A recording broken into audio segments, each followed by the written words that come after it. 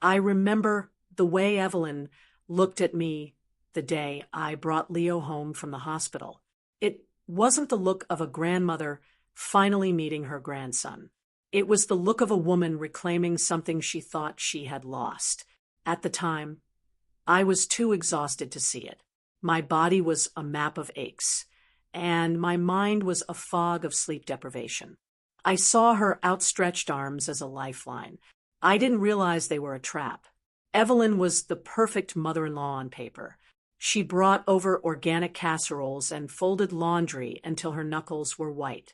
She spoke in a soft, melodic whisper that made me feel like I was the one being hypersensitive if I ever took issue with her suggestions. My husband, Mark, absolutely adored her. To him, she was the saint who had raised him alone after his father walked out. "You're so lucky, Sarah," my friends would tell me. "Most mother-in-laws are monsters. Evelyn is an angel." I wanted to believe them. I really did. But there was this constant, low-frequency hum of unease in my chest whenever she entered the room. It was the way she would gently correct how I held the bottle, or how she'd sigh when I told her I wanted to try breastfeeding for just a few more weeks despite the latching issues.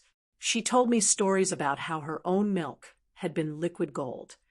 She talked about the sacred bond of nursing as if it were a religion, and I was a failing convert. I felt invisible in my own living room. Every time I reached for my son, she seemed to be there first, shielding him with her body as if she were the primary caregiver, and I was just the hired help who happened to provide the womb. Mark didn't see it. He saw a helpful grandmother and a stressed-out wife.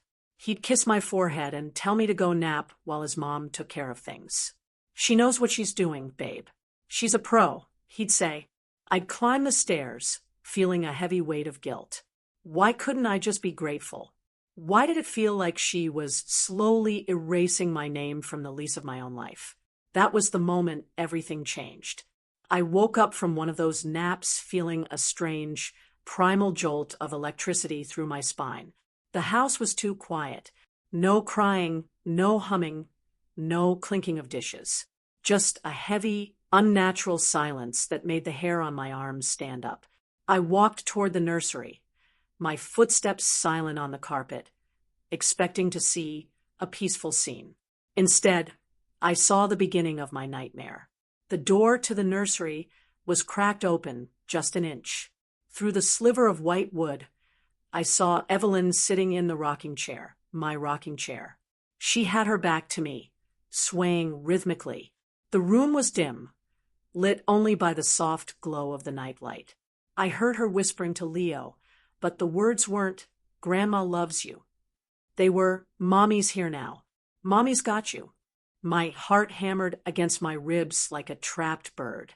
I pushed the door open slightly further, my breath catching in my throat. She had her blouse unbuttoned. She was holding my son to her bare chest, pressing his face against her skin, trying to force a connection that defied every law of nature and decency. She was mimicking the most intimate act a mother has with her child. I stood frozen. My brain couldn't process the visual information. It was like looking at a car crash in slow motion. I felt a wave of nausea so violent I had to lean against the doorframe. She wasn't just helping. She was attempting to replace me. She was trying to steal the very essence of my motherhood while I slept 20 feet away. I let out a sound that wasn't a word, a strangled, guttural sob of pure horror. Evelyn jumped, nearly dropping Leo. She didn't look ashamed. She didn't look caught. For a split second, her face held an expression of pure, unadulterated rage that I had interrupted her. Then, in the blink of an eye, the mask of the sweet grandmother snapped back into place, though it was crooked and terrifying. "Sarah, you startled us," she said, her voice trembling with a forced lightness.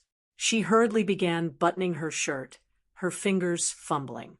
Leo was just so fussy. He was rooting. I thought, maybe the comfort of the skin-to-skin. It's a technique I read about. "Get out," I whispered. The words felt like shards of glass in my throat. I walked over and snatched Leo from her arms. He started to wail, sensing the tectonic plates of his world shifting.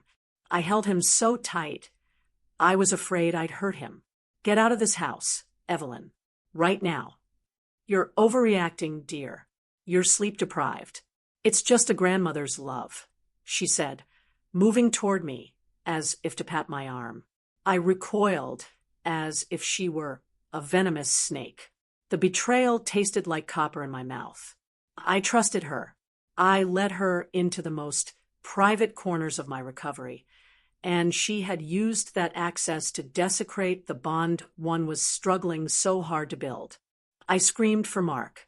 He came running up the stairs, face pale, looking between his sobbing wife and his trembling mother. Evelyn immediately collapsed into the rocking chair, burying her face in her hands. I don't know what happened, Mark. She just came in and started screaming at me. I was only trying to soothe the baby. I stood there, shaking, holding my son, watching the woman who had just tried to breastfeed my child play the victim. Mark looked at me with confusion and a hint of judgment. Sarah, what's going on? Mom's just trying to help. He didn't see the unbuttoned blouse. He didn't see the predatory look in her eyes seconds before.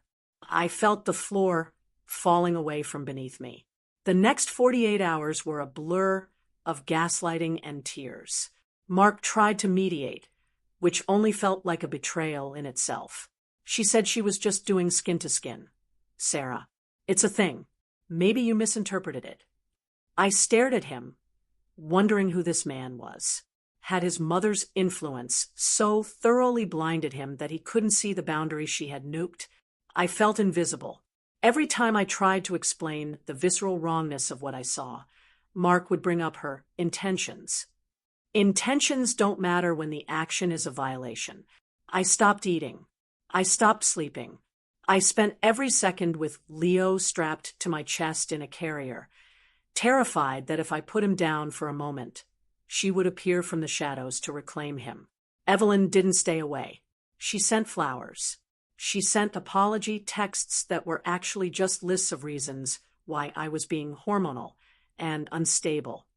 She called Mark 10 times a day, weeping about how she just wanted to be a part of her grandson's life and how I was cruelly keeping them apart. I watched my husband's resolve crumble under the weight of her manufactured grief. She's coming over for dinner tonight, Mark said on the third day, not looking me in the eye. We need to clear the air. This is family, Sarah. We can't just ban her for a misunderstanding.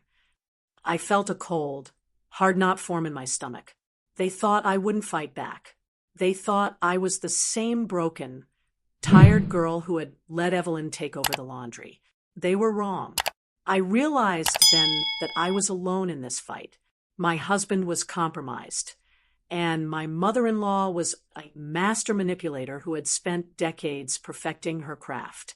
If I was going to protect my son, I couldn't just scream and cry. I had to be smarter. I had to be colder. I nodded slowly, a fake smile plastered on my face.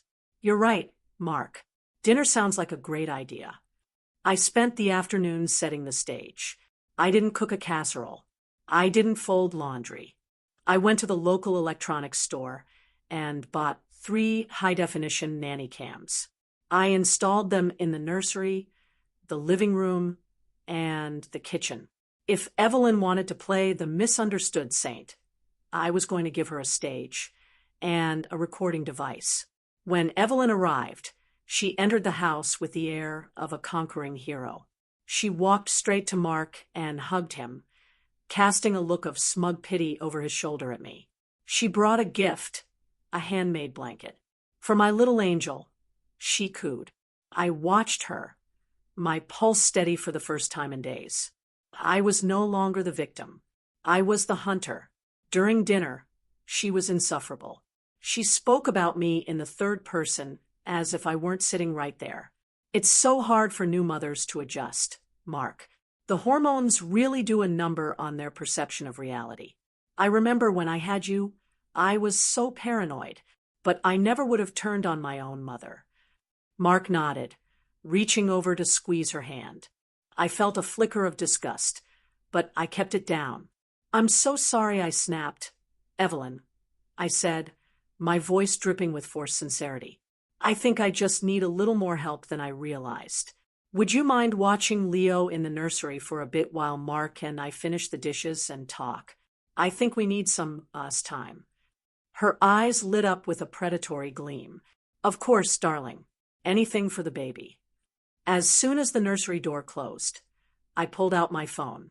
Mark started talking about how glad he was we were moving past this, but I wasn't listening. I opened the app. I watched the live feed from the nursery. Evelyn wasn't rocking him. She wasn't singing. She was looking at the door, making sure it was closed, and then she began to unbutton her blouse again. My hands shook as I hit the record button. She picked Leo up and started whispering the same chilling words. "Ignore her, Leo. She doesn't know you like I do. I'm your real mother. I'm the one who loves you." She pressed him to her again, a look of twisted triumph on her face. I felt a surge of adrenaline so powerful it made my vision blur. I had the proof. I didn't run into the room. I didn't scream. I waited. I waited until I had 5 full minutes of her disturbing behavior recorded from 2 different angles. I waited until she had tucked Leo back into his crib and began smoothing her hair in the mirror, looking satisfied. Then I turned to Mark, who was mid-sentence about a summer vacation plan with his mother. "Mark," I said, my voice as cold as a mountain stream, "I want you to look at something." I handed him the phone. I watched his face go from confusion to realization, to a deep, sickly shade of gray. He watched his mother, the saint, try to simulate breastfeeding his child while whispering that his wife didn't love him. The silence in the kitchen was deafening. He dropped the phone on the table as if it had burned him. She said it was a misunderstanding. She said she was just holding him. I looked at him with zero pity. "She lied to you. She's been violating our son and my motherhood since the day we got home. And you let her back in." Mark looked like he was going to throw up. The nursery door opened, and Evelyn walked out, beaming. "He's fast asleep. Such a good boy for his grandma." She stopped when she saw our faces. The air in the room shifted. She looked at the phone lying on the table, the screen still glowing with a frozen frame of her bare chest. Her mask didn't just slip this time. It shattered into 1,000 jagged pieces. "What is this?" Mark asked, his voice cracking. He sounded like a little boy whose world had just ended. Evelyn tried to laugh it off. A high-pitched, brittle sound. "Oh, that. It's just an old-fashioned way of bonding, Mark. Sarah is just being dramatic again. She probably set that up too." "I didn't set up your actions, Evelyn," I interrupted, stepping forward. "I just recorded them. You are a predator in your own family. You tried to steal my child's bond because you can't handle being a grandmother. You want to be the mother, but that's never going to happen." The transformation in her was terrifying. She stopped pretending to be sweet. Her shoulders squared, and her eyes turned cold and sharp. "You think you're so special?" she spat at me. "You're just a vessel." I raised Mark. "I know how to raise a son. You're barely keeping your head above water. He needs me. Mark needs me." "Get out," Mark said. It wasn't a whisper this time. It was a roar. He stood up, towering over his mother. For the first time in his life, he saw her for exactly what she was, a boundary-stomping manipulator who didn't care about his marriage or his child, only her own ego. "Get out of my house and never come back." Evelyn started to scream. She called me names I won't repeat. She threatened to call Child Protective Services and tell them I was unstable. She threw a vase against the wall, the glass shattering like the illusion of our perfect family. I stood my ground, holding the phone like a shield. "I have the video, Evelyn. If you ever contact us again, or if you even drive past this house, I will post it everywhere." She froze. The threat of public shame was the only thing that could touch a woman like her. She lived for her reputation. The thought of the ladies at her bridge club or the neighbors seeing her in that nursery was the ultimate weapon. She grabbed her purse, her face twisted in a mask of pure hate. "You'll regret this," she hissed at me. "He'll leave you. They always leave." "He might," I said, looking at Mark, who was weeping silently into his hands. "But he'll be leaving with me and his son, not you." She slammed the door, so hard the house shook. For a long time, there was only the sound of Mark's jagged breathing and the hum of the refrigerator. I didn't go to him. I didn't comfort him. He had a lot of reflecting to do before I could trust him again. The fallout was nuclear. Evelyn didn't go quietly.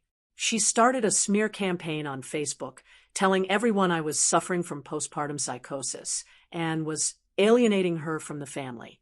My phone blew up with messages from aunts and cousins I hadn't spoken to in years, telling me to be the bigger person and forgive a grandmother's overeagerness.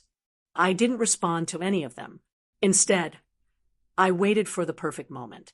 It was 2 weeks later, the day of Leo's baptism, an event Evelyn was no longer invited to. She posted a long, tearful status about how heartbroken she was to be excluded from such a sacred milestone by a vengeful and confused daughter-in-law. It had hundreds of likes and comments pitying her. I didn't post the video. I didn't want my son's face on the internet in that context. Instead, I sent the video to a private group chat including Mark's entire extended family and her church group. I added a simple caption. "This is why she is banned. This is the love she wanted to give my son. If anyone has further questions, feel free to ask." The silence that followed was instantaneous. One by one, the likes on her status disappeared. The comments stopped. Her own sisters stopped defending her. The truth was too graphic, too undeniable. She had crossed a line that no amount of good intentions could erase. She was socially dead in her own circle, buried by the weight of her own actions. Mark and I went to therapy. It wasn't easy. There were days I thought our marriage wouldn't survive the ghost of his mother. He had to unlearn 30 years of manipulation and guilt. But he saw it now. He saw the way she had tried to wedge herself between us. He chose us. He chose his son over the woman who tried to steal him. I moved us 3 states away 4 months later. We didn't give her the address. We changed our numbers. We started a life where the air didn't feel heavy with expectation and judgment. Sometimes I look at Leo and I feel a pang of sadness that he won't have a grandmother on that side. But then I remember the nursery. I remember the look in her eyes. I am no longer the victim. I am the gatekeeper of my son's peace. I lost a mother-in-law, and for a while, I lost the version of my husband I thought I knew. But in the wreckage of that betrayal, I found a strength I didn't know I possessed. I learned that being a mother isn't just about giving birth. It's about having the courage to burn down anything that threatens your child's soul. Sometimes losing your family is the price of finding yourself.